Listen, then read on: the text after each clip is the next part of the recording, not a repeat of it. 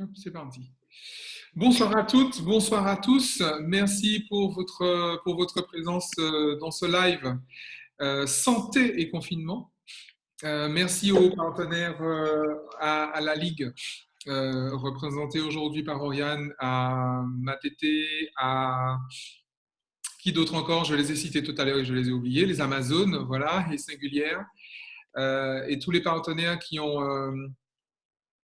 rendu cet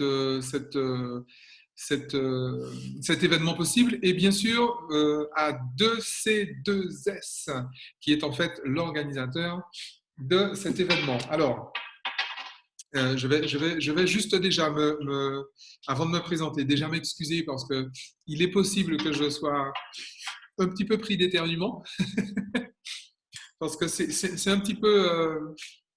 c'est un petit peu le printemps là où je suis et voilà. Il se peut qu'il y ait qu'il y a des, qu'il y a des, qu'il y a des, qu'il y a des pollens qui m'irritent un peu. Merci, je tiens particulièrement à remercier Candy pour la coordination de cet événement santé et confinement. Alors, santé et confinement, mais dans le même temps, vous avez bien vu, ce webinaire s'appelle Déconfinement, la vie d'après. Alors, pourquoi parler de la vie d'après? Si on prend le temps de faire un webinaire qui s'appelle Déconfinement, la vie d'après, c'est précisément parce que la vie d'après ne sera pas comme la vie d'avant. Alors, on va commencer par enfoncer des portes ouvertes, hein, d'accord? Donc, euh, mais pour d'abord que vous soyez à l'aise, pour celles et ceux qui ont la chance, l'honneur et le privilège de ne pas me connaître,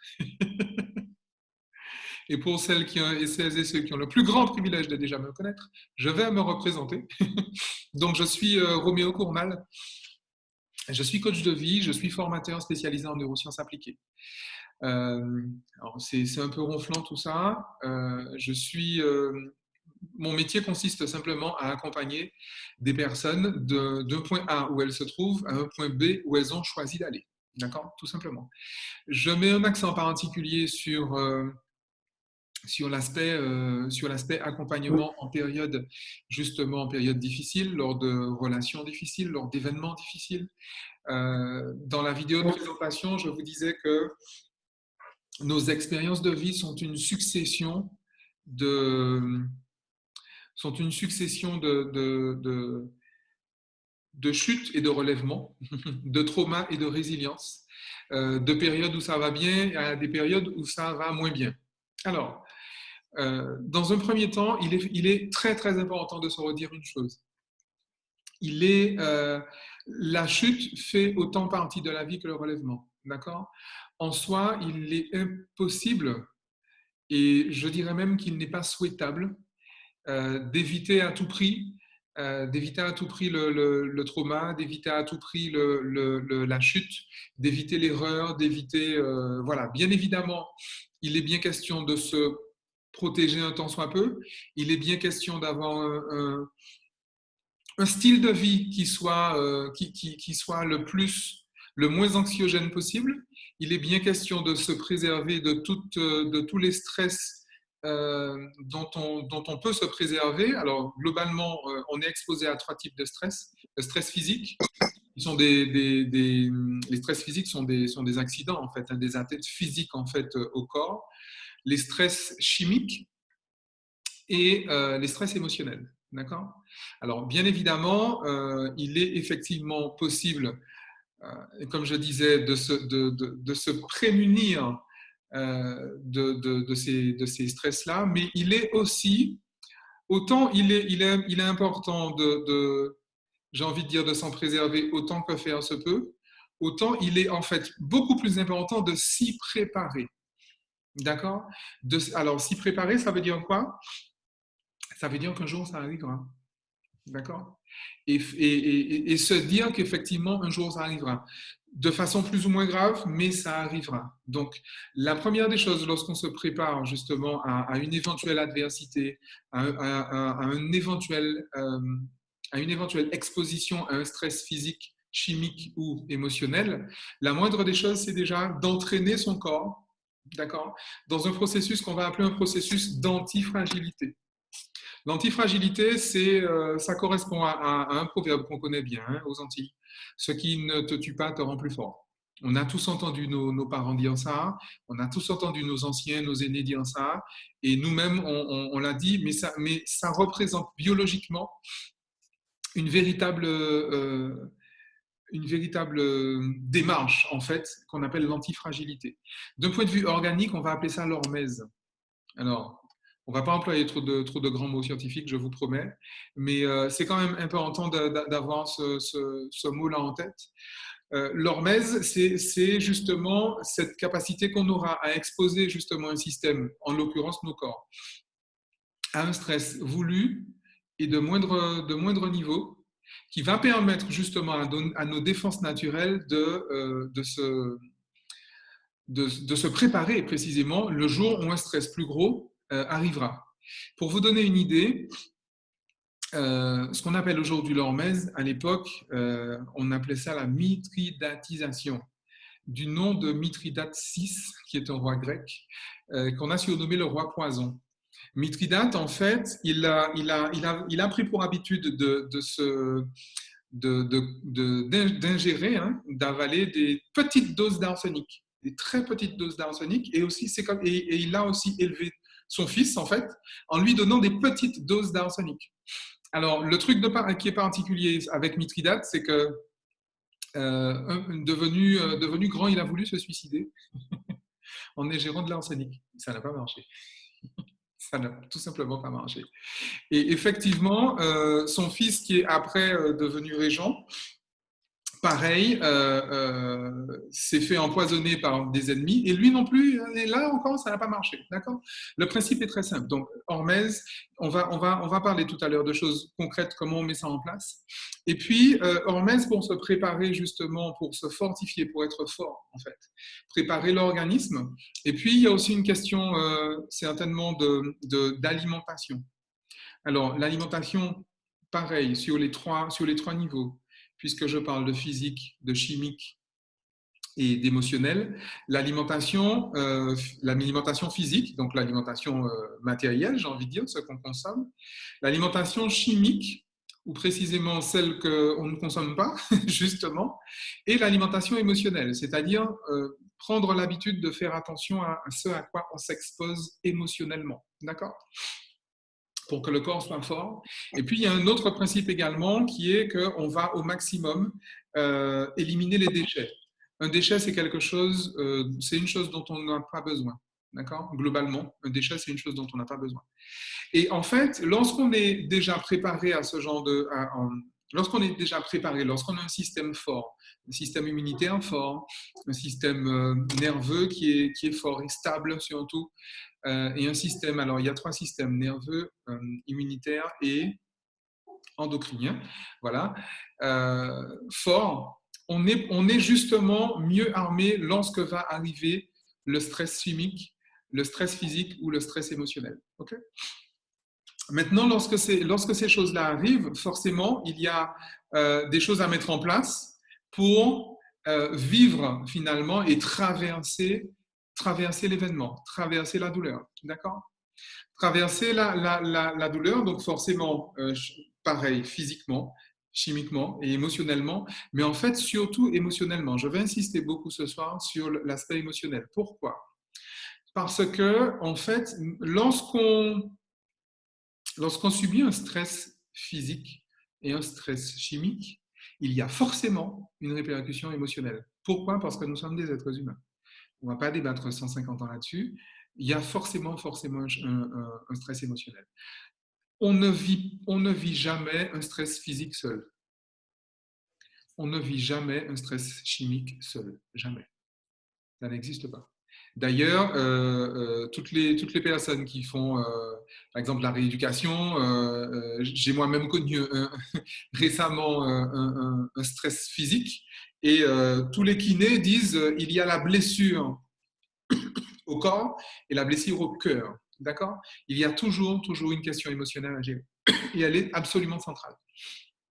Maintenant, lors de la mise en place de ce qu'on va appeler la résilience, c'est-à-dire la vie d'après, et c'est là qu'on arrive, c'est là nous qu'arrive au lanutekaï, comme on dit en créole, c'est là qu'on arrive au cœur de notre sujet. La résilience est une démarche essentiellement émotionnelle. Pourquoi? Parce que la résilience, c'est lorsque la vie d'après est meilleure que la vie d'avant. Okay? Il s'agit non seulement de réparer les éventuels dégâts qui auraient été causés par un événement stressant, mais il s'agit également de développer finalement des capacités, des ressources, de contacter et de développer des ressources en interne que l'on n'avait pas développées avant cet événement traumatisant, tout simplement parce qu'on n'en avait pas besoin, déjà à la base. Hein? Okay? Et donc, la résilience va consister finalement à une capacité à modifier la charge émotionnelle, la réponse émotionnelle, la tonalité émotionnelle que l'on met sur l'événement. D'accord? OK. Et donc, l'événement finalement traumatisant dont on va parler, c'est forcément le confinement. Alors, pourquoi est-ce qu'on parle de confinement? Parce qu'on y est, déjà à la base. Et parce que, de toute évidence, ce confinement a entraîné chez vous, chez moi et chez tout le monde des stress. D'accord? Même pour les personnes qui ont vécu ça de façon plutôt zen, et j'en fais partie, il y a eu forcément quelque chose qui a été bousculé. Il y a eu forcément des moments où on a été déstabilisé, forcément. Parce que je vous ai dit, on est au mieux, et je dis bien au mieux, on est dans une démarche antifragile, mais qui est dans une démarche antifragile consciemment? Qui? À part peut-être les sportifs de haut niveau, à part les moines bouddhistes, ou que sais-je encore, ou les adeptes du docteur Joe Dispenza, je ne sais pas.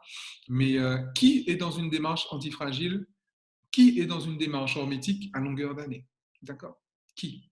Et quand bien même ce serait le cas, ça n'empêche pas que l'événement arrivant, un événement comme celui-là arrivant, eh bien, il y aura des cicatrices, il y aura des petites coupures, il y aura des petites blessures, il y aura des moments de down, il y aura des moments où c'est pas cool. Il y aura effectivement de grosses remises en question, de grosses prises de conscience. Il y aura nécessité d'aller chercher au fond des ressources ou que l'on ne se connaissait pas avant ou que l'on était peu habitué à mobiliser. D'accord? Pourquoi? Parce que le confinement a complètement modifié, si vous voulez, ce qu'on appelle l'homéostasie de notre système. Vous et moi, nous étions habitués à circuler plus ou moins librement. Nous étions habitués à voir des personnes à certaines heures. Nous étions habitués, du fait de nos vies respectives, à gérer d'une certaine façon nos espaces, nos relations, notre temps et nos possessions. D'accord?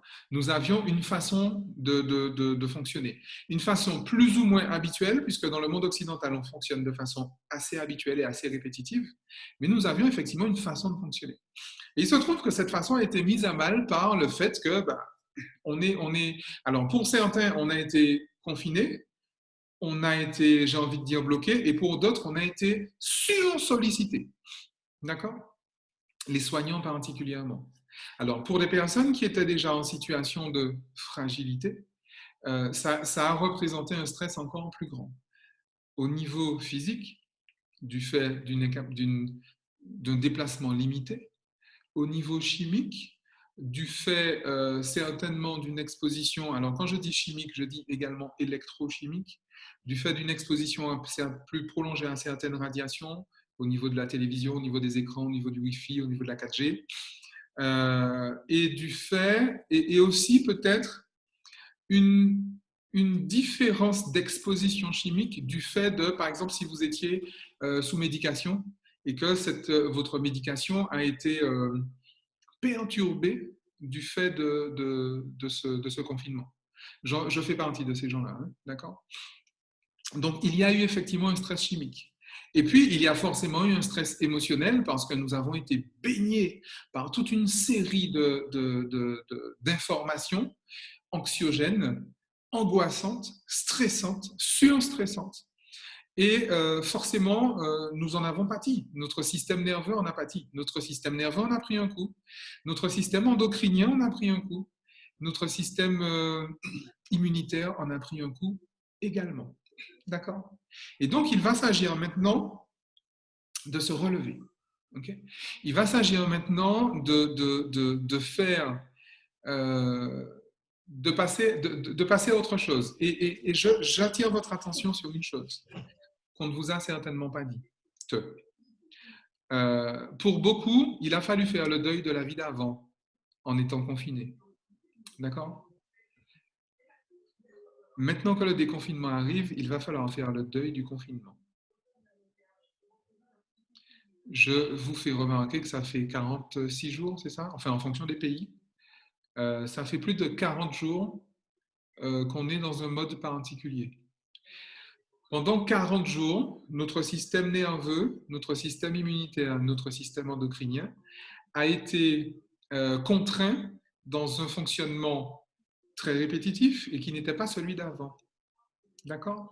Donc, notre corps étant sollicité au niveau de son système adaptatif, notre corps s'est donc adapté à ce confinement. D'accord? Quand je dis adapté, je ne dis pas qu'on s'est dit youpi, on est confiné. Je ne dis pas ça.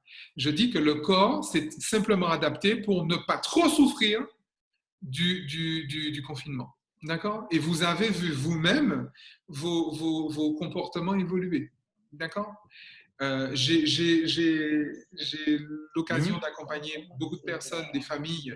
J'ai été forcément énormément sollicité sur les questions de violence domestique qui ont été exacerbées du fait du confinement. J'ai été également sollicité du fait de personnes qui étaient en situation de maladie chronique, qui avaient donc justement quelque chose au niveau vraiment émotionnel à gérer. Parce qu'en plus, certaines personnes atteintes de certaines pathologies se sont vues reléguées au second plan parce que les personnes atteintes du Covid ou susceptibles de l'être étaient plus importantes pour le système de santé que les personnes qui étaient atteintes de ces ALD auparavant. D'accord? Là où on avait été peut-être prioritaire du point de vue du système de santé, la sécurité sociale, etc., du fait d'ALD particulièrement, eh bien tout d'un coup, on s'est retrouvé à ne plus être prioritaire du tout. D'accord? Et il a fallu s'adapter justement à ce nouveau changement, à cet environnement stressant pour tout simplement pour ne pas mourir. Le système adaptatif du cerveau, il sert à ça. Hein. Il sert à s'adapter pour ne pas mourir, tout simplement, pour maintenir la survie biologique. Okay? Maintenant, ça fait 40 ou 46 jours que ça dure. Et bientôt arrive le déconfinement. Donc, non seulement, peut-être que vous n'aviez pas terminé finalement votre deuil de la vie d'avant, et d'ailleurs, beaucoup se sont dit, bon, je tiens dur, je tiens dur, je tiens dur, je tiens dur, j'attends que ça finisse, et on va revenir à la normale plus tard. C'est généralement une mauvaise idée.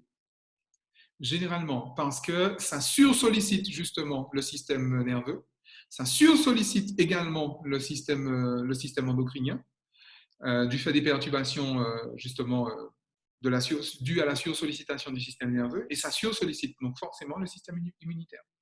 Ça fragilise le système immunitaire. Parce qu'il y a un genre d'équilibre dans le corps. Plus vous tapez dans vos ressources nerveuses, plus vous abaissez vos défenses immunitaires. D'accord? Donc, plus vous vous laissez embarquer dans des émotions, plus vos défenses immunitaires descendent, diminuent. Okay? Et donc, le principe, c'est que peut-être effectivement, pendant un moment au moins, vous êtes dit, on va tenir bon. Ça va durer, dans un premier temps, on s'est dit que ça allait durer 15 jours, et puis les 15 jours se sont transformés en 15 autres jours, et ça fait 40 jours que ça dure. D'accord? Je vous avoue que je fais partie de ceux qui n'ont jamais espéré que ça dure moins de 40 jours, parce que je ne vois pas comment ça aurait pu durer moins de 40 jours, mais il y a des personnes qui ont vraiment pensé que ça aurait duré moins que ça. D'accord? Et donc, du coup, elles ont dû s'adapter. Et puis, maintenant qu'on déconfine, il faudra également faire le deuil de cette suradaptation-là. D'accord. Beaucoup de personnes, par exemple, même dans les familles que j'accompagne, se sont dit ben, écoute, moi j'ai passé un super temps avec mes enfants et j'ai pas envie de j'ai même plus envie. Je parlais avec une mère de famille, elle a 4 enfants. Alors, vous imaginez 4 enfants, hein, faut les gérer. Hein, et 4 enfants, ils ont tous moins de 12 ans. Ok, imaginez-vous une famille, 4 enfants moins de 12 ans. Ok, imaginez qu'elle ne doit pas s'ennuyer. Et bien évidemment, elle me dit, mais j'ai du mal à avancer sur mon travail. Et hier encore, elle me disait, ben, j'ai pas envie de laisser partir mes petits. J'ai pas envie. Et c'est pas parce qu'elle n'a pas confiance ou qu'elle craint finalement au niveau d'une éventuelle deuxième vague, d'une éventuelle exposition au risque au niveau de l'école. C'est même pas ça en fait. C'est qu'elle n'a pas envie il faut qu'elle commence à se déshabituer à avoir ses enfants tout le temps.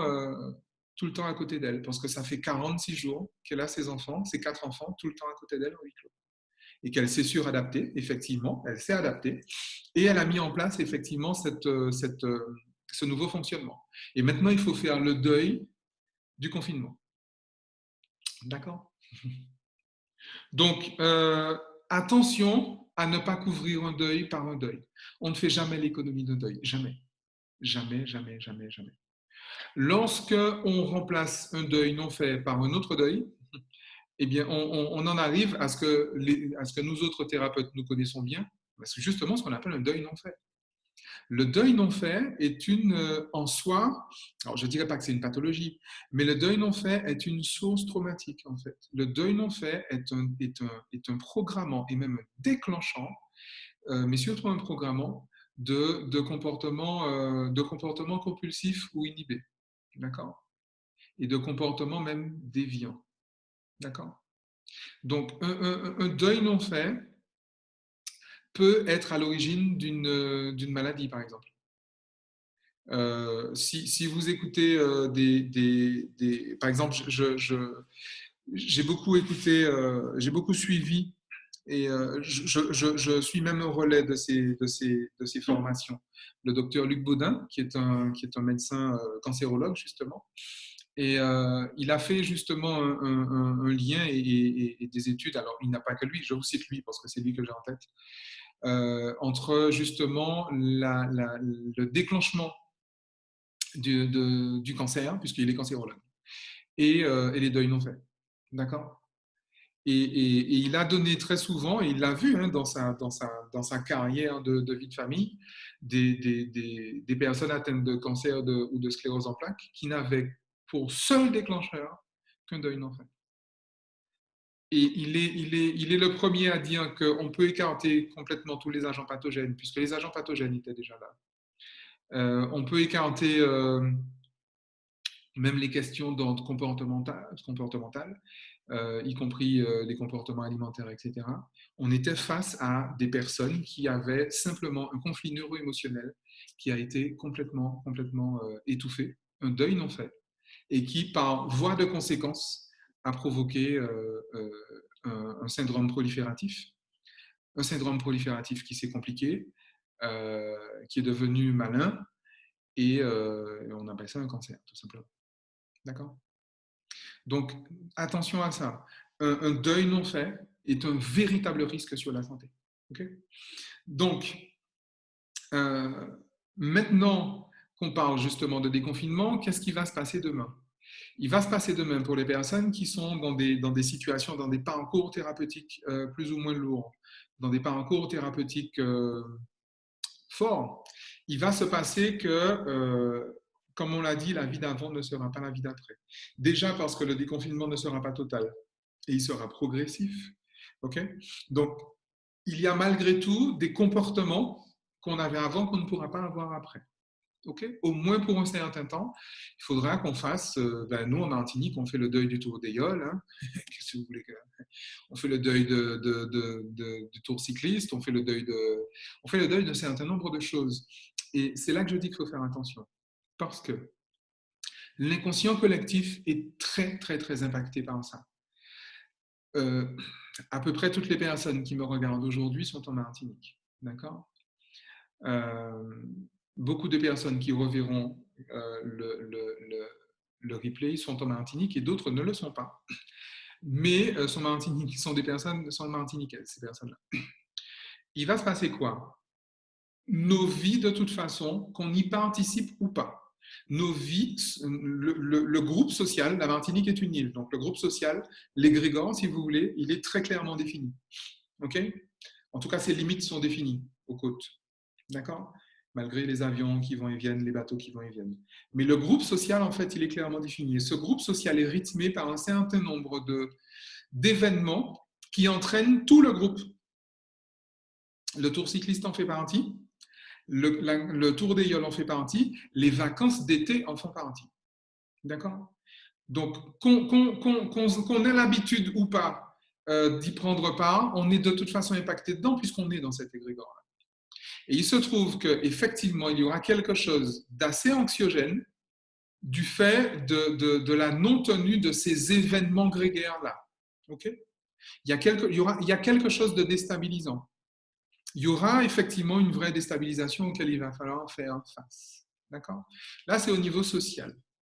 Au niveau un peu plus micro, j'ai envie de dire, il y a des choses auxquelles il va falloir faire face en termes d'adaptation, mais sur du long terme cette fois, dans nos entreprises, dans nos familles. J'ai vu récemment vous avez peut-être vu se passer sur les réseaux, euh, un genre de blague qui dit t'es un ancien si t'as connu la bise. On est martiniquais, on se fait la bise, on se fait la bise à l'épouviré, quoi. Et dans nos rapports sociaux, ce sera effectivement un peu difficile dans un premier temps, mais en tout cas, ce sera très nouveau pour le cerveau de ne pas faire la bise, de ne pas serrer les mains, de ne pas check sa frère. OK? Et dans notre vie quotidienne, parce qu'effectivement, tant qu'on était confiné, on se dit, bon, OK, on tient bon, on est dans une période un peu stressante. Bon, OK, on ne se check pas, on ne se fait pas la bise, d'accord, il n'y a pas de souci. Mais des confinements arrivent, eh ben, on va quand même continuer à ne pas se check, à ne pas serrer la main, à ne pas se faire la bise. D'accord? Y compris les personnes qu'on aime. Et ça aussi, à un niveau individuel, ça peut effectivement causer une gêne, un inconfort au niveau de notre vie professionnelle et au niveau de notre vie personnelle. D'accord? Et puis, il y a aussi des choses qui vont être impactées. Donc, on a parlé effectivement du télétravail. Donc, les rapports sociaux vont être impactés. Okay? Le rapport au travail va être impacté. L'un des plus grands drames, si vous voulez, dans l'entreprise en France, c'est le présentéisme. C'est pas moi qui le dis. Hein, il y a des études extrêmement poussées là-dessus. Et on sait combien coûte en point de PIB le présentéisme en France, figurez-vous. On le sait. Alors vous allez me dire, mais pourquoi personne ne fait rien? Ça, c'est la vraie question. Et pourtant, on sait qu'effectivement, on a effectivement 21%, mais c'est énorme, je ne sais pas si vous vous rendez compte, jusqu'à 21% de rendement dans l'économie française qui est bouffé par le présentéisme, qui était bouffé par le présentéisme avant confinement. D'accord? Après confinement, on va multiplier effectivement le travail à distance, ce qui pourrait être anxiogène pour certaines personnes, surtout pour nous autres Antillais qui avons effectivement cette habitude du contact humain, du ça en fait ma fille, du bon nouvel loup, etc. On aura effectivement ça à gérer. Okay? Et puis, dans nos rapports effectivement à l'espace, toujours à l'espace, même dans nos loisirs, j'imagine que ça doit quand même faire bizarre de passer sur l'autoroute sans embouteillage. Un gros lundi, par exemple. Ça va faire bizarre. Comme ça a fait bizarre pour des Parisiens de rouler sur le périph', par exemple, à des heures de pointe et voir qu'il n'y a personne, en fait, en vrai. Et pour vous dire à quel point ça peut être anxiogène, certains se sont souvenus de Paris vide après les événements vous savez, les attentats. Vous vous souvenez des attentats de 2015, les attentats du Bataclan, etc., et de l'avenir République. Et effectivement, il y a des gens, et j'ai vu passer beaucoup, j'habitais dans Paris à cette époque, hein. Il y a des gens qui ont pris des photos du métro aux heures de pointe vide, en disant, j'ai jamais vu Paris comme ça. Et c'est vrai que certaines personnes ont eu un peu ces réminiscences-là. Ben, tiens, ça me rappelle le lendemain des attentats, du Bataclan, parce que Paris était effectivement vide.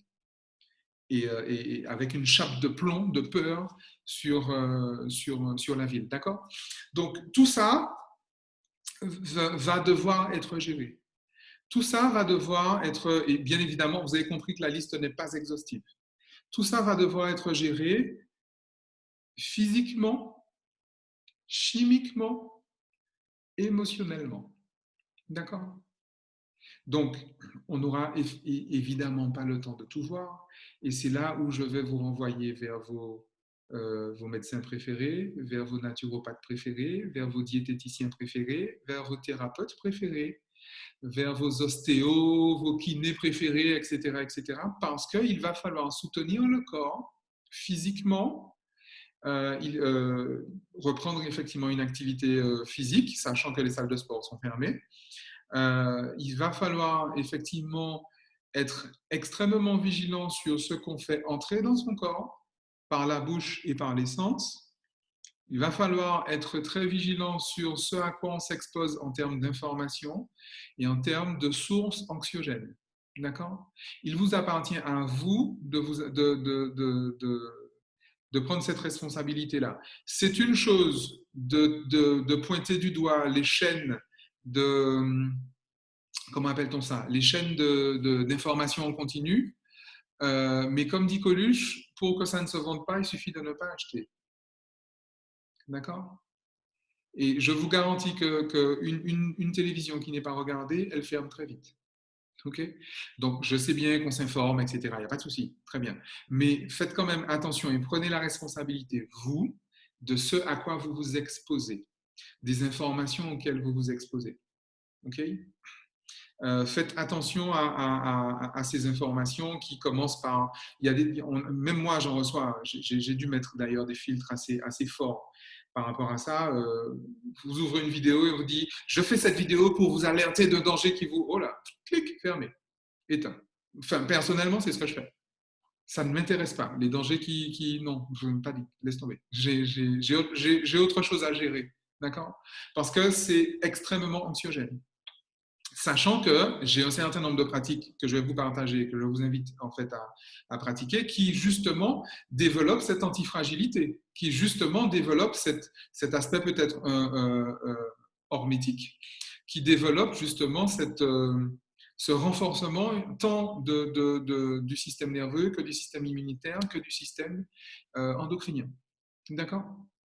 Donc, pour gérer ça, il y a des choses extrêmement simples. On va passer à l'aspect purement pratique. N'hésitez pas à poser des questions, hein, parce que là, je vois que tout le monde me regarde avec une certaine limite de religiosité. Je vous garantis que c'est assez inconfortable d'avoir l'impression de faire un prêche. Pour moi, c'est un peu inconfortable. Mais c'est pas grave, je gère. Mais n'hésitez surtout pas à poser des questions. Dans le chat, vous avez de quoi. OK? Maintenant, on va passer à des pratiques. Une pratique, en fait, l'ensemble des pratiques qui sont bonnes pour le corps et le système tout entier, de façon holistique, j'ai envie de dire, sont des pratiques qui vont justement renforcer la solidité. OK? D'un point de vue biologique, un système est solide lorsqu'il est peu ou pas déstabilisable par l'inconnu. Un système est solide lorsqu'il est peu ou pas déstabilisable par l'inconnu. Alors, quand je parle de système, je parle de corps, mais je parle aussi de relations. Hein. Je vous dis ça juste comme ça, entre parenthèses. Un système est solide lorsqu'il est peu ou pas déstabilisable par l'inconnu. Un système est antifragile. Oui, vas-y, Oriane, dis-moi. On dirait presque que tu as tout petit peu désagréable, mais tout petit peu. T'as piqué juste à certains endroits-là, comme tu sais faire. Tu m'as dit de faire du Roméo Cornell, je fais du Roméo Cornell. C'est Pique, comme ça que pique, tu m'aimes, je sais. pique, pique, pique. Et donc, alors, pour soigner, pour mettre du baume au cœur, pour soigner la piqûre que j'ai faite à Oriane, un système est antifragile lorsqu'il est renforcé par l'inconnu. Un système est résilient et donc antifragile lorsqu'il est renforcé par l'inconnu et par le trauma. D'accord? Et pareil, ça donne la même chose pour la relation. Une relation est antifragile et résiliente lorsqu'elle est renforcée par l'inconnu et lorsqu'elle est renforcée par le trauma. D'accord? Ça va aller, Oriane, ça va aller. Respire. Respire, cohérence cardiaque, machin, tout ça. OK? Alors, justement, respiration. La première des choses, finalement, pour entretenir un système holistique, j'ai envie de dire, solide, voire antifragile, c'est la respiration. Alors, c'est vrai que, figurez-vous que c'est pendant ce confinement que je me suis aperçu que finalement, il y avait beaucoup moins de gens qui connaissaient la cohérence cardiaque que je ne le pensais. Pour moi, c'était tellement évident, tellement répandu que pour moi, tout le monde maîtrisait en fait. Mais ce n'est pas le cas. C'est pas le cas. Vous allez me dire, oui, mais Roméo, on respire déjà. Pourquoi tu ne vas pas m'apprendre à respirer? Oui, je vais vous apprendre à respirer. Je vais vous apprendre à respirer. Pourquoi? Parce que généralement, nous respirons très mal. Très, très, très, très mal. Quand je dis que nous respirons mal, c'est que généralement, la course respiratoire, en fait, de notre respiration est généralement très faible, très courte. Et la fréquence est en général élevée. Et il faut savoir que votre niveau de stress est inversement proportionnel à votre amplitude respiratoire. Okay? L'inverse fonctionne aussi. Hein. Plus vous êtes stressé, plus votre respiration est courte. Plus votre respiration est courte, plus vous êtes stressé. Simplement.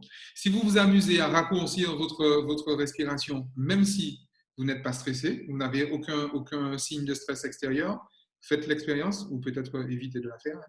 Mais sachez que en fait, votre système nerveux parasympathique sympathique plutôt, va s'emballer. D'accord?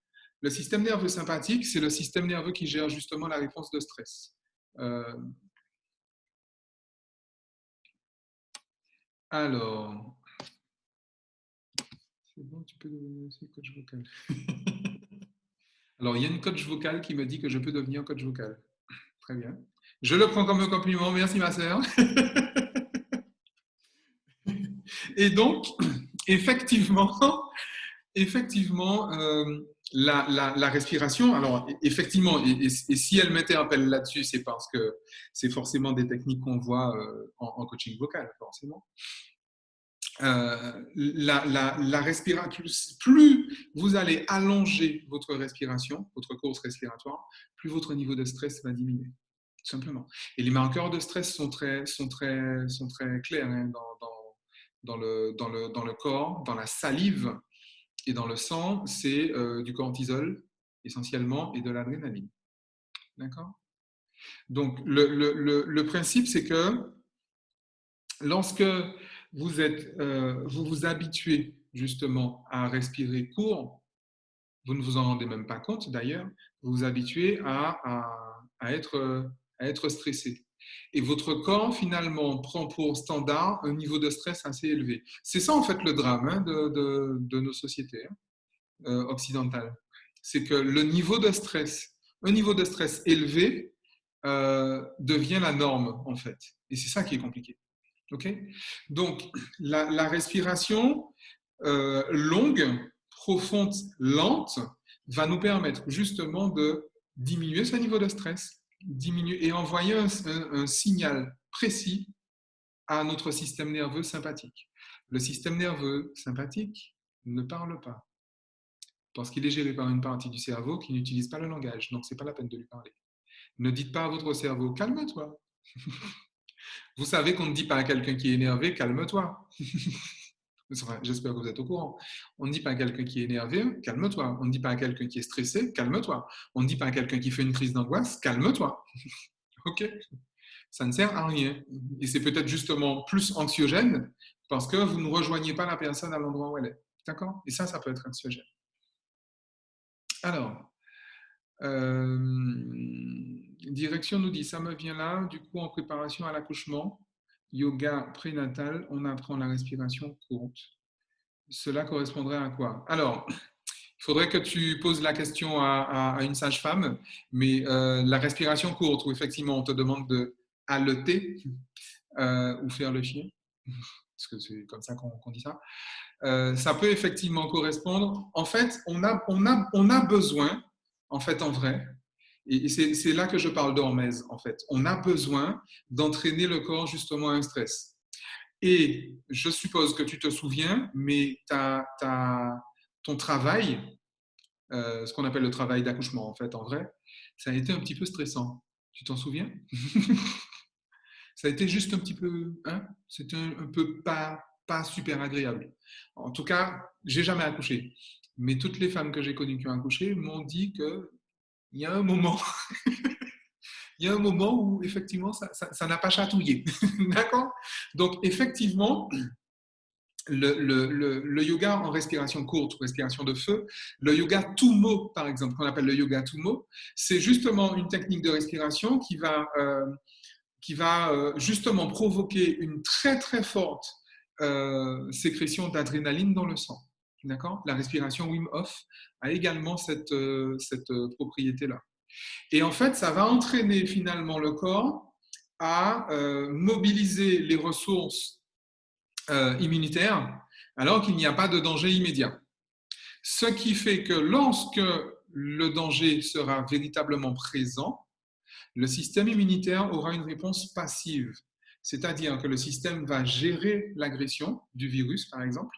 Il va non pas le combattre, le système immunitaire ne combat personne, mais il va le phagocyter, il va l'entourer, il va l'adapter en fait à son environnement. D'accord? On vit avec à peu près 3 kilos de bactéries et virus dans le corps. Okay? Et si on les enlève, eh ben c'est la mort. Ok? Donc, il y a un équilibre en fait biochimique qui est très important là-dessus. Le fait de pratiquer des respirations, alors je parle de cohérence cardiaque par exemple. Inspire sur 5 secondes, expire sur 5 secondes. Inspire sur 5 secondes, expire sur 5 secondes. Ça a l'air extrêmement simple, mais c'est le genre de choses qu'on ne fait jamais. D'accord? On ne le fait jamais. Personne ne respire naturellement comme ça, dans un monde moderne en tout cas, 5 secondes, 5 secondes. Personne ne fait ça, c'est pas vrai. Et encore moins quand vous regardez les informations en continu. Encore moins quand vous prenez un Milan. Encore moins quand vous regardez une vidéo du genre il faut absolument que je vous dise machin, machin, machin, machin. Le complot, le machin, etc. Enfin, toutes des choses. On va tous mourir.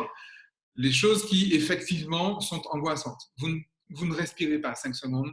Vous ne faites pas 5 secondes, 5 secondes. On inspire, expire. Jamais. Ça, vous ne le faites pas.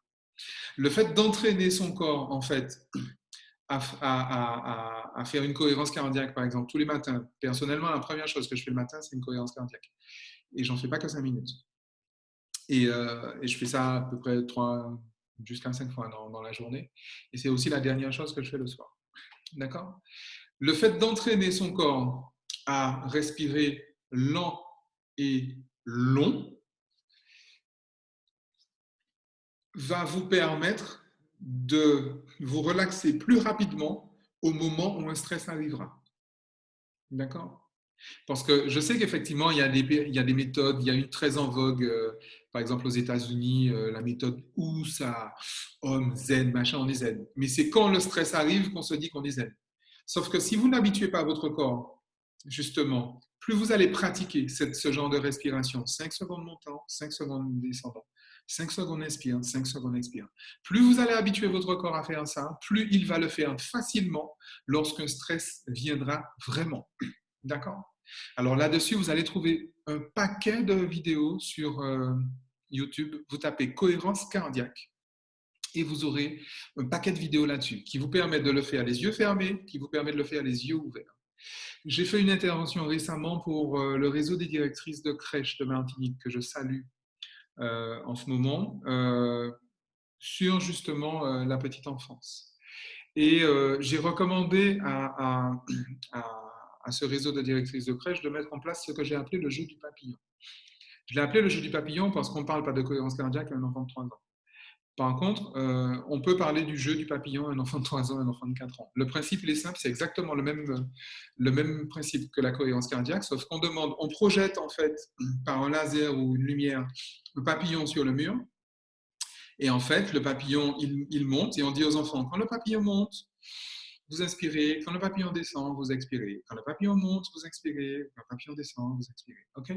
Le principe est extrêmement simple. Plus tôt on habitue un enfant à faire ça, alors les enfants, ils adorent en plus, parce que les ailes du papillon retiennent l'œil de l'enfant. D'accord? Et quand vous habituez un enfant à faire ça, j'avais aussi fait des interventions, même dans des lycées, par rapport à des enfants à haut potentiel.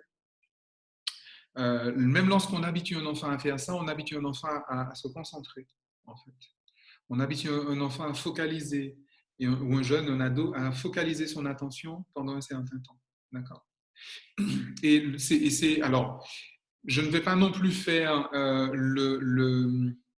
la liste de tous les bienfaits au niveau chimique, au niveau organique, au niveau même émotionnel de la cohérence cardiaque, parce que la liste est longue, plus longue que mon bras, et je suis grand. Mais retenez juste une chose, et ça c'est juste un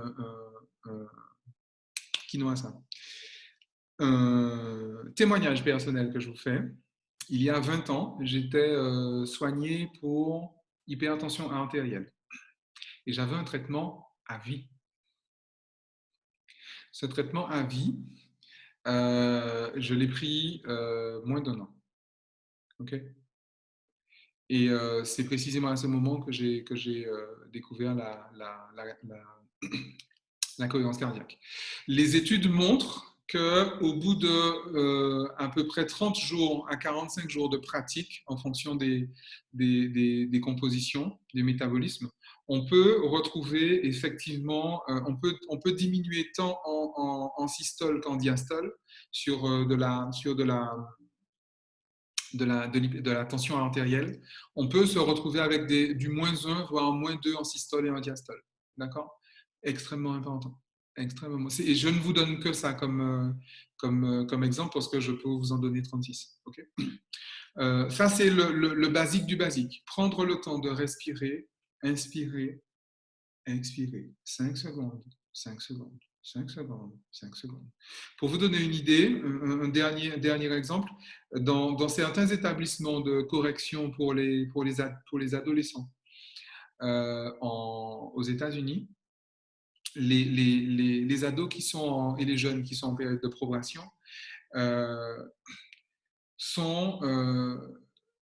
on a fait une étude et un programme avec eux où la seule chose qu'on exige de ces enfants-là, de ces jeunes-là, c'est de se présenter tous les jours pour 25 minutes de cohérence cardiaque. D'accord? Et on a une chute des récidives, ce sont des enfants délinquants, vous avez compris, on a une chute de récidive entre 70 et 81%. OK? Au bout de 3 mois. OK? C'est très, très important. Et donc, le principe, c'est que cette façon de respirer va nous permettre justement de calmer et de maîtriser le système nerveux sympathique et d'activer le système nerveux parasympathique. Le système nerveux parasympathique, c'est celui qui justement permet de calmer justement le corps. Parce que je vous l'ai dit au début, lorsque votre système nerveux sympathique est activé, vos défenses immunitaires descendent. Okay, et vous chopez tout ce qui passe. Lorsque votre système nerveux parasympathique, lui, prend le relais et que effectivement vous avez une comment appelle-t-on ça? euh, vous avez une réponse qu'on appelle en anglais une relaxed response, une réponse de relaxation plutôt qu'une réponse de stress, justement à travers justement le nerf vague. On a tous entendu parler de malaise vagal, etc. C'est le nerf vague qui est impacté. Euh, c'est que précisément, vous avez justement, vous donnez à votre corps l'opportunité de faire fonctionner le système nerveux entérique et le système donc nerveux et donc le système immunitaire, d'accord, qui va réparer ce qu'il y a à réparer dans votre corps. Alors, Rosa nous dit d'ailleurs, elle est née pour la réhabilitation post-infarctus. Donc, je suppose que Rosa parle de la cohérence cardiaque. La cohérence cardiaque est née donc pour la réhabilitation post-infarctus. En termes de trauma, c'est assez costaud, le trauma. Nathalie demande qu'on revienne sur le terme résilience. Alors, le terme en lui-même, c'est juste un mot. Résilience, c'est lorsque la vie d'après est meilleure que la vie d'avant. Tout simplement. Okay, c'est lorsque un système est résilient, lorsqu'il est en meilleur état après un trauma qu'avant. Parce que figurez-vous que c'est possible. Okay, et c'est là qu'on a parlé de solidité d'un système et d'antifragilité d'un système. Je ne vais pas refaire le truc parce que ça va encore piquer Oriane. Donc, on ne va pas contrarier la patronne. Hein. D'accord. Tu auras le replay, Nathalie, sur la chaîne YouTube Roméo Cour, on a le coach intuitif. Et donc, il y a une chose qui est absolument fondamentale. S'il y a une information que vous devez retenir ce soir, s'il y a une seule information que ce confinement et que ce déconfinement vous aura apporté, c'est celle que je vais vous dire là. Il est absolument possible, et il est même indispensable, que votre ressenti interne, soit, autant que faire se peut, indépendant des circonstances extérieures. Je répète, il est indispensable que, et justement pour mettre en place la résilience, et c'est ça en fait finalement le cœur de la résilience est là, que vos ressentis internes soient indépendants des circonstances extérieures. Quand bien même les circonstances extérieures seraient une pathologie, un cancer, une sclérose en plaques, quand bien même cette circonstance extérieure serait la perte d'un proche, quand bien même ou une infection par le Covid, hein, d'accord, quand bien même ces circonstances extérieures seraient les informations en continu, quand bien même les circonstances extérieures seraient le confinement, quand bien même les circonstances extérieures seraient le déconfinement, il est indispensable que vous mettiez tout en œuvre pour que vos ressentis intérieurs soient indépendants, autant que faire se peut, des circonstances extérieures. Pourquoi ? Et c'est là où, précisément, la cohérence cardiaque, vous êtes très très fort là-dessus. D'autres techniques, la sophrologie, bien évidemment, pour les personnes qui sont par exemple suggestives, l'hypnose, la méditation, évidemment, la pleine conscience, etc. Comprenez bien que ce ne sont pas des gadgets. C'est véritablement des choses que l'on gagne à mettre en place dans sa vie comme même pas une habitude, j'ai envie de dire une nature. On dit que les habitudes sont une seconde nature. Parce qu'encore une fois, vous en aurez besoin pour votre solidité émotionnelle et nerveuse et même physique. Vous en aurez besoin pour votre antifragilité émotionnelle et physique, nerveuse et physique. Les ressources nerveuses sont très, très, très rapidement atteintes. D'accord ? Vous allez très, très vite arriver dans vos limites nerveusement et émotionnellement. Très, très vite. Okay ?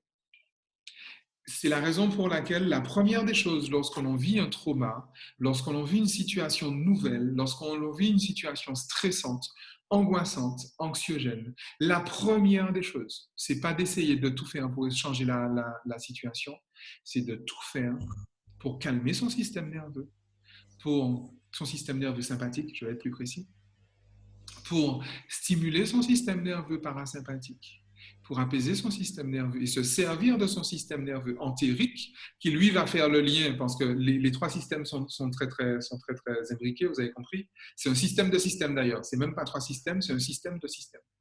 Va faire le lien justement avec votre système endocrinien. Donc, encore une fois, attention à ce que vous mangez, attention à ce que vous mangez tant en termes d'informations, d'émotions que de nourriture, et attention à ce à quoi vous vous exposez en termes, par exemple, de rayonnement. Okay, c'est précisément ces pratiques sur le long terme qui vont vous permettre de garder un tant soit peu un ressenti interne qui soit sous votre contrôle et non pas sous le contrôle des circonstances extérieures. Je sais que c'est un discours qu'on entend très peu. Je sais. Je sais même que c'est un peu l'inverse d'ailleurs qui est répandu. Mais précisément lorsqu'on est dans des alors je prends le cas puisqu'on est sur santé et confinement, sur des pathologies longues, sur des affections longue durée, sur des pathologies lourdes, sur de la sclérose en plaques, sur du cancer, sur des syndromes myéloprolifératifs, sur des syndromes inflammatoires longs, etc. Précisément dans ces cas-là, il est indispensable. C'est pas un gadget, c'est pas un élément nouveau, c'est pas juste un truc comme ça. Il est indispensable que sur le long terme, vous acquériez cette capacité que votre ressenti interne, que vos émotions, vos réponses émotionnelles soient indépendantes des circonstances extérieures. D'ailleurs, figurez-vous qu'en biologie, la capacité d'avoir une réponse émotionnelle libre, une réponse émotionnelle choisie, ça s'appelle précisément la liberté. D'accord ? Et il sera fondamental dans les temps à venir de mettre précisément en place tout ce qui vous correspond comme technique, comme pratique, comme démarche pour que vos ressentis internes soient sous votre contrôle. Parce que plus vous êtes apaisé, plus facilement les informations vont monter à votre cortex et plus vous aurez les idées claires, déjà de toute évidence. Et plus vous avez les idées claires, plus vous aurez la possibilité de mettre en place des actions qui seront pertinentes pour votre propre résilience. D'accord ? On vous a souvent dit qu'on ne prend pas une décision sous l'émotion. C'est précisément pour ça. Parce qu'une action, une décision qui est motivée par la peur va augmenter la peur. La nature est ainsi faite. La nature est généreuse. Si vous mettez un plant de piment par terre, même si vous êtes persuadé que c'est un plant de poivron, c'est du piment que vous allez manger. Et vous allez planter un plant, vous allez manger 100 000 piments. C'est comme ça. La nature, c'est une loi du vivant. La nature est généreuse. D'accord ? Ok ? On plante une graine, on mange 100 000 fruits. Pendant 10 ans, 20 ans, 50 ans, 10 000 ans. D'accord ? Et ça, c'est vraiment une règle du vivant. C'est absolument fondamental. S'il y a une seule chose que vous devez retenir ce soir, s'il y a une chose que vous devez pratiquer, installer dans votre quotidien, tous les jours, tout le temps, c'est précisément cette capacité d'avoir une réponse émotionnelle indépendante autant que faire se peut des circonstances extérieures. Alors bien évidemment, lorsqu'on est exposé à certaines informations, bien évidemment qu'on a une réponse, on est des êtres humains. Bien évidemment que si vous apprenez qu'un de vos proches est atteint par le Covid, est atteint par X maladie, etc., bien évidemment que ça va vous faire un coup. Évidemment. Bien sûr. Mais il s'agit de ne pas se laisser emporter par l'émotion. Et il ne s'agit surtout pas de la réfréner. D'accord ? Surtout pas. Pourquoi ?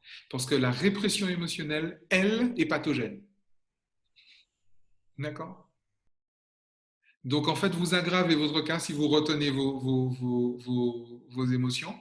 OK ? Et vous l'aggravez aussi si vous vous laissez submerger par l'émotion. D'accord ? Donc, il y a un équilibre effectivement à trouver. Barbara dit qu'il est indispensable de chercher le message positif face à ce que je vis, Tout est toujours parfait, même la maladie. Complètement. Complètement. Alors ça, effectivement, on ne le dit pas le jour de l'énoncé du diagnostic, c'est vrai. Mais c'est un accompagnement, justement. Euh, certains biologistes, hein, je pense à Luc Biget, par exemple, parlent de la symbolique de la maladie. Et c'est extrêmement important, finalement, d'entrer dans cette démarche-là. Je vais terminer par ça.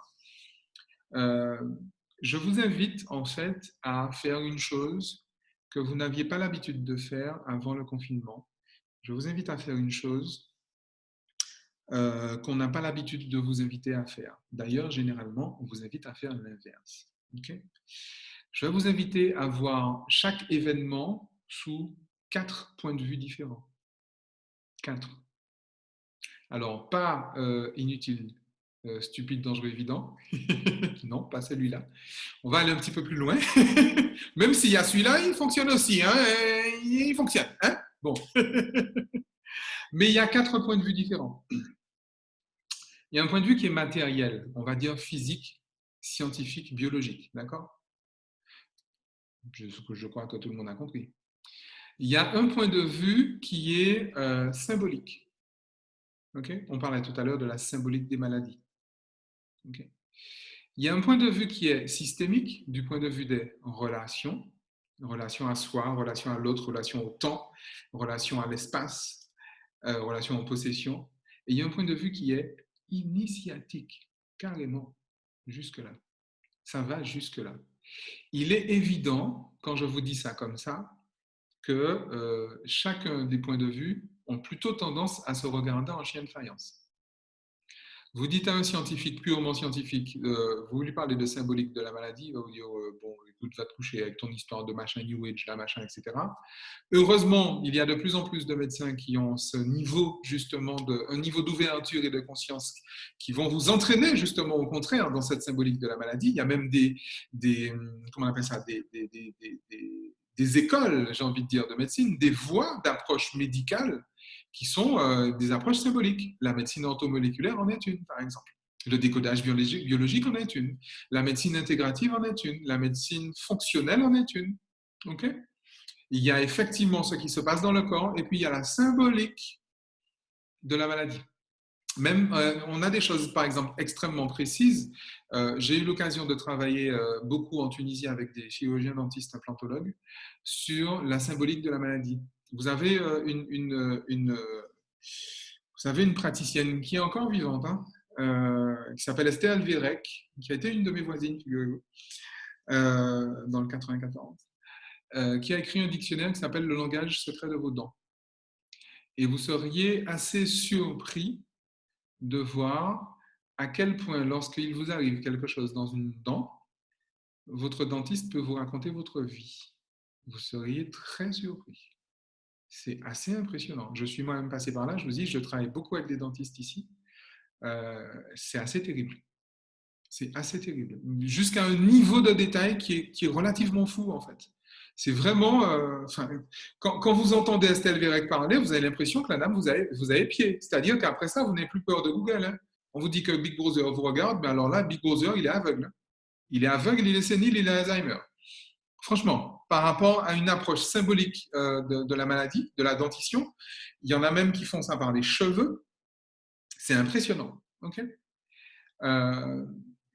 L'approche symbolique, très, très, très importante pour donner du sens finalement.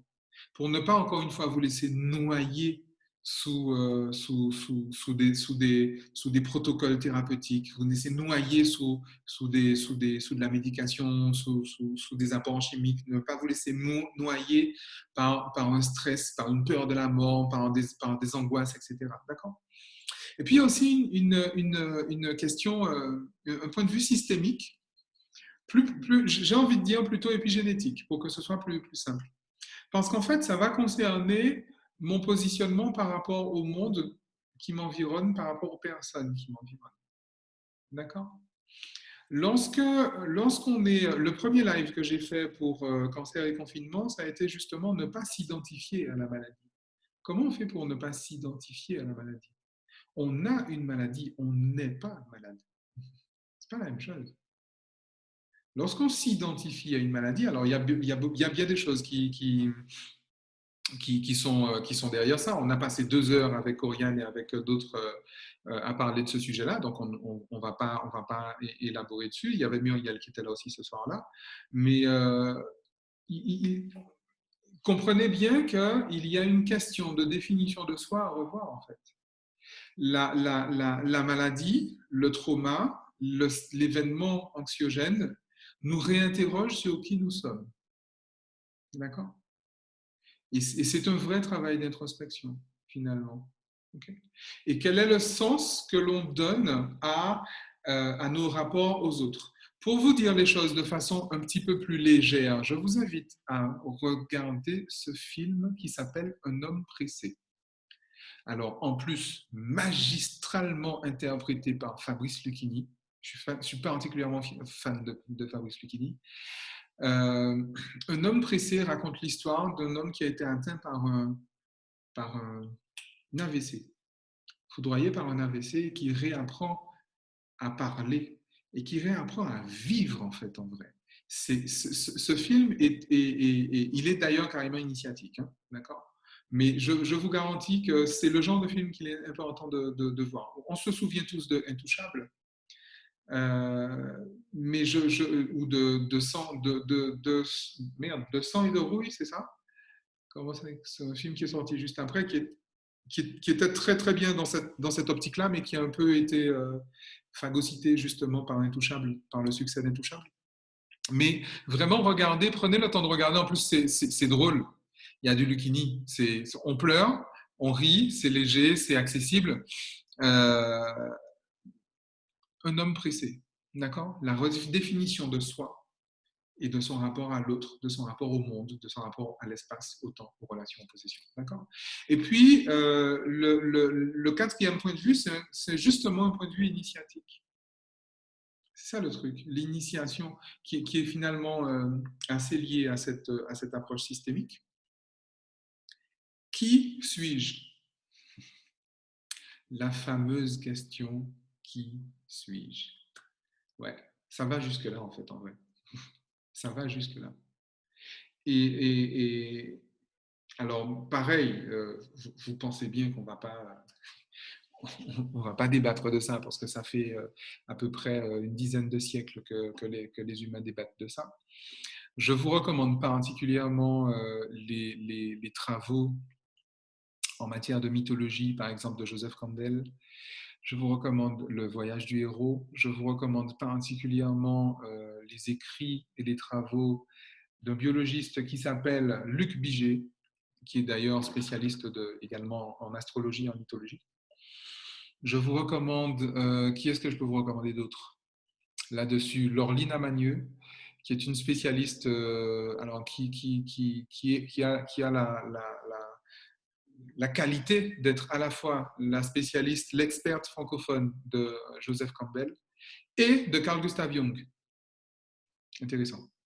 Donc, je vous recommande effectivement les écrits de Carl Gustav Jung, qui ne sont pas forcément tous accessibles, c'est vrai. Et c'est pour ça que je vous recommande Laurelina Magneux.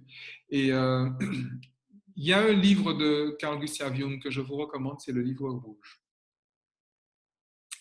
Alors, le livre rouge de Carl Gustav Jung, au départ, n'est pas un livre qui était destiné à être édité, si j'ai bien compris l'histoire. C'était son livre de notes, à lui.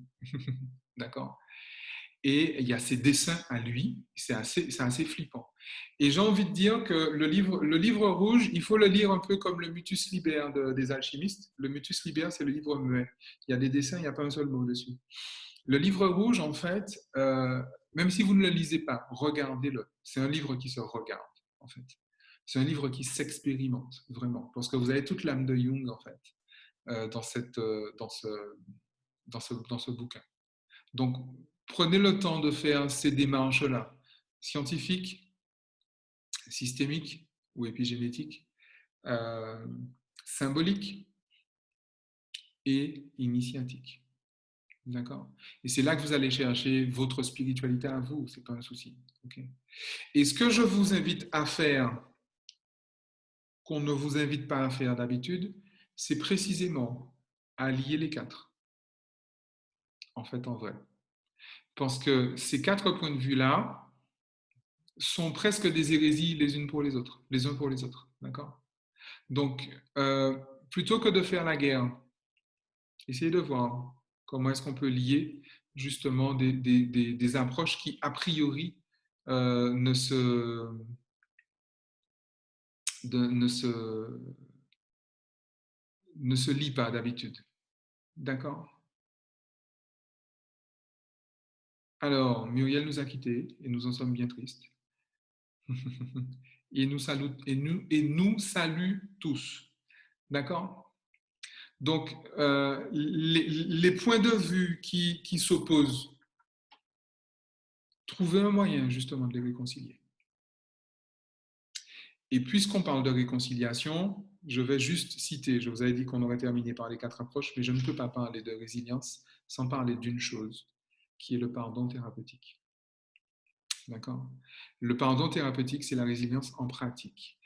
Pareil, je n'ai pas... Oui, l'autre film, c'était de Rouillé d'os. Merci, Oriane.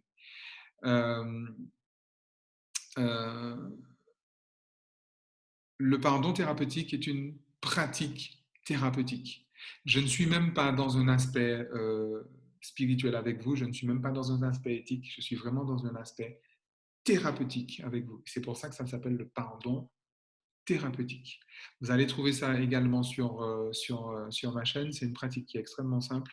Vous avez d'autres techniques de pardon. Vous avez le Ho'oponopono qui est très connu. Vous avez les cercles de pardon d'Olivier Clerc qui sont particulièrement sympathiques.